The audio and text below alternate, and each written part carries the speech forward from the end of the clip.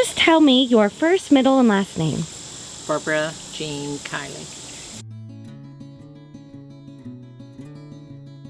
When were you born? September 6, 1948. Tell me your favorite color. Blue.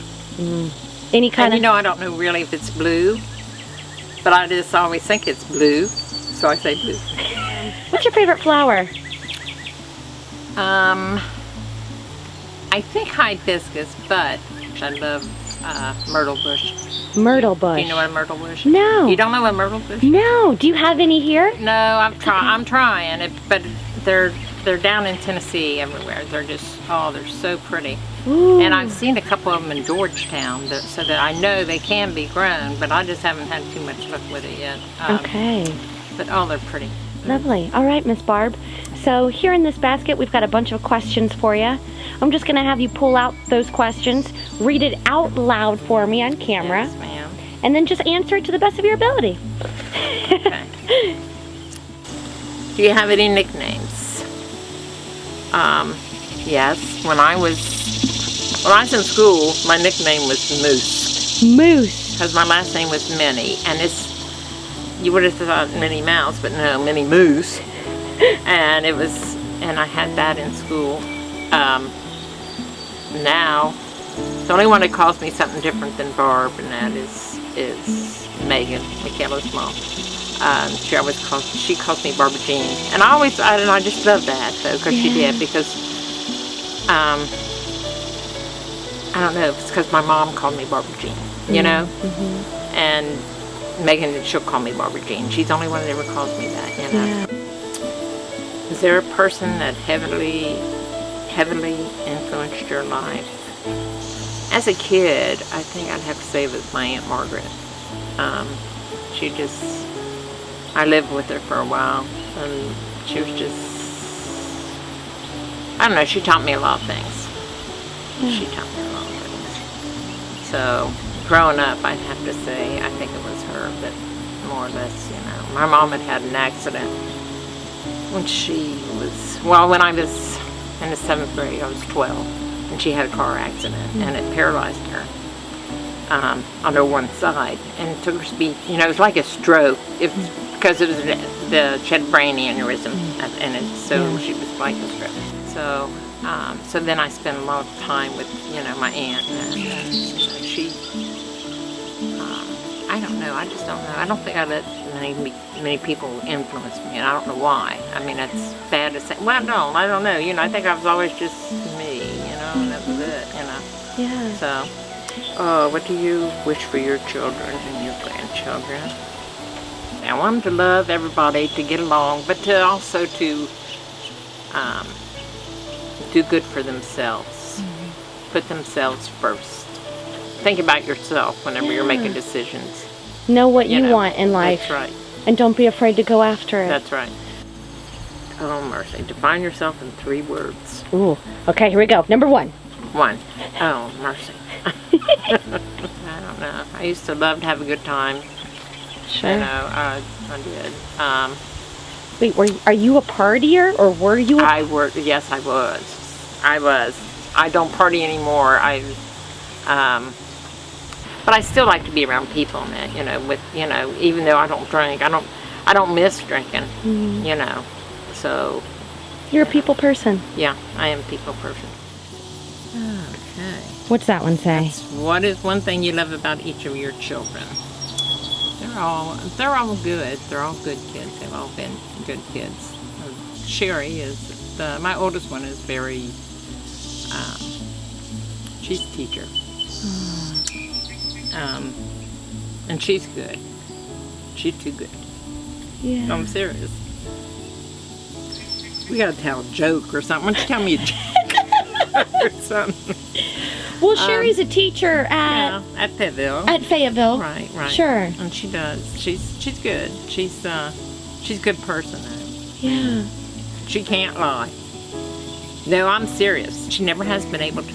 It's good. It's very good. It is. But you better believe whenever you ask her something, you're getting it from her. 'Cause she ain't, you know. I love that. Okay. So there's Sherry, and then who comes Maybe after Sherry.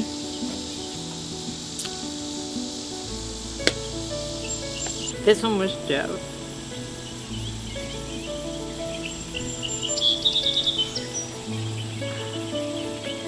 Okay, I gotta get over this. Jeff died. Okay. He was good, like Sherry. Yeah. Very good. But he died. Okay. Wasn't drugs, you know. Yeah. In fact, I guess it was his heart. So, Jeff used to be the one that got in the most trouble whenever he was little. I have to say that. Jeff was one that, you know, if I had to come home from down to the store because he was doing something, babysitter called me or something, it's going to be for Jeff, you know. So, unless he was just getting blamed for it. But I think he was a little instigator whenever he was little. Okay, then was Ryan. Mm-hmm. Ryan was his own thing. Ryan has always been like a free bird. He thinks he's a free bird. I'm serious. He's just always been, you know. Going to the beat of his own drum. You got it. So after Ryan? Ryan is Kyle. Okay. Oh, God. Yeah, Kyle's the one that's Kyle's different. Kyle, you know, you look like crap, but he'll tell you look like crap. I mean, so he's also very honest? Yes. Okay. He's honest. Well, you've done good, Mama, raising right. some honest kids. Yes. Right. What's it been like to be a business owner here? You know, you get to know everybody. Yeah. Before we had the store on the corner, the gas station and all that, we had an old mom and pop store, okay? And anyway, my husband had it. Him and his brother had that. And then Bobby bought his brother out. And I worked in there. That was before we were married. And I worked in there. And that's what I say, you know everybody. You get to know everybody. When we went to the big store, when we built the big store then, you still know, but you have so much transit. You don't get to know people, you know them in a different way. You know, their face or this and that, you know, what kind of cigarette they smoked, or just something like that. Yeah. But in the old store, you had people come in every day, same ones come in every day, and you really bonded with them. Mm. And I think that's the thing about a small town. You bond. Mm. You know, I hate prejudice. Mm-hmm. That is one thing with my grandkids and that I do think that I do want them to, don't be prejudiced. Yeah. You know? Yeah. That is so ugly. It's just ugly. What was your favorite job? I have to say, it was being at the store. Although I did love carrying the mail out in the country. I mean, I was a, you know, in the car. It was what do you call it, rural carrier. Mm-hmm. And I did really enjoy that. Out there, you see people, you know, they'd be waiting for their mail, and you come down the road, and you know, yeah, I liked that real well too. But I liked it in the store. I really liked the store. And even though you've already kind of spoken to me about it before, that's okay. What was it particularly about the store that you loved so much about it? The people, just the people. Mm-hmm. Yeah. I was one of these two that if somebody come in, we had this, when we had the old store, this one old guy lived down in town, and him and his wife, that's another guy with his wife, but he would come in every day. He'd walk in the door, he might say hi, and that was it. And then he'd go on around the store, get his stuff and that, and he'd leave. Well, this went on, and this was, you know, that's the way it was, but he'd come every day. Mm. And I just thought to myself, my golly, I am going to get him to talk one way or the other. You're going to crack him. And I did. And then it got so where, though, whenever he'd come in the store, I mean, he'd go back to the meat department, and I remember Red, the old guy that worked for us on certain days, Red told me one day, he says, I can't believe that guy. He says, he talks my arm off. You know? And he did, though. He got to where, when he come in, he started talking to everybody. Mm. I don't know if whenever he was not talking, if there was something that, you know, a home thing, and maybe his wife was not good or something, I don't know. Mm. But He talked. You got him. Yes, I did.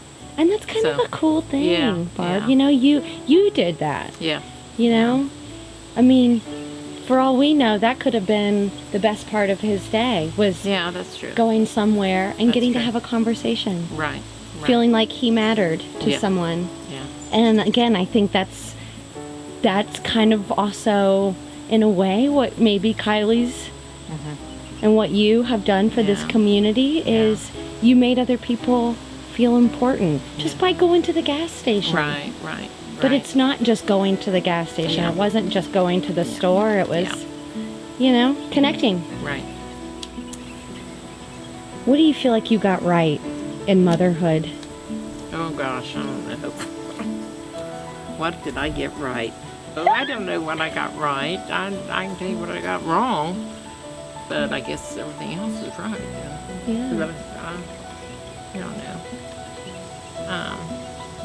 What's something that you're proud of? I'm proud of my family, my children, grandchildren. So you must have gotten that right. Yeah. Yeah. When losing your mom Mm-hmm. and losing Jeff, Mm-hmm. how did you get through those times? How'd you move forward? I think I didn't try to think about it.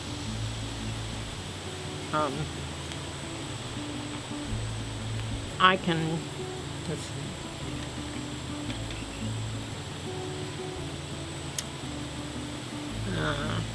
I can talk about my mom, and you know, and I can talk about Jeff.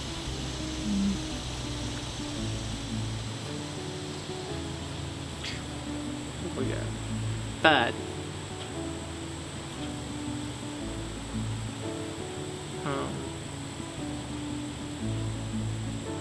I don't dwell on their death. No. Oh, I think that's the first person that has said that to me. And I think that that is so important. Yeah. I mean, it doesn't mean that that I don't think about him, but I do not think about the death. Let's say years and years and years and years have passed. And your kids, your grandkids, future generations to come push play on this video and they see your beautiful face. Yes. What would you want them to know? It could be wisdom, advice. Yeah. What would you want to say to them? I want them Nice. to be true to themselves, and I want them to be nice to everybody. Help others too. I mean, that's, you know, if you want people to be nice to you, you got to be nice to them. How do you want to be remembered? Oh gosh, I don't know. Just me. Yeah. Period. Barbara Jean.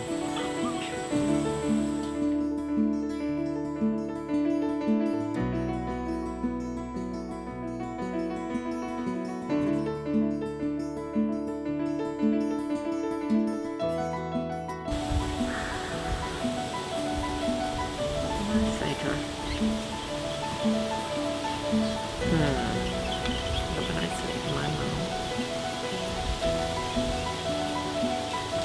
I don't know. I think I'd tell her I've done okay.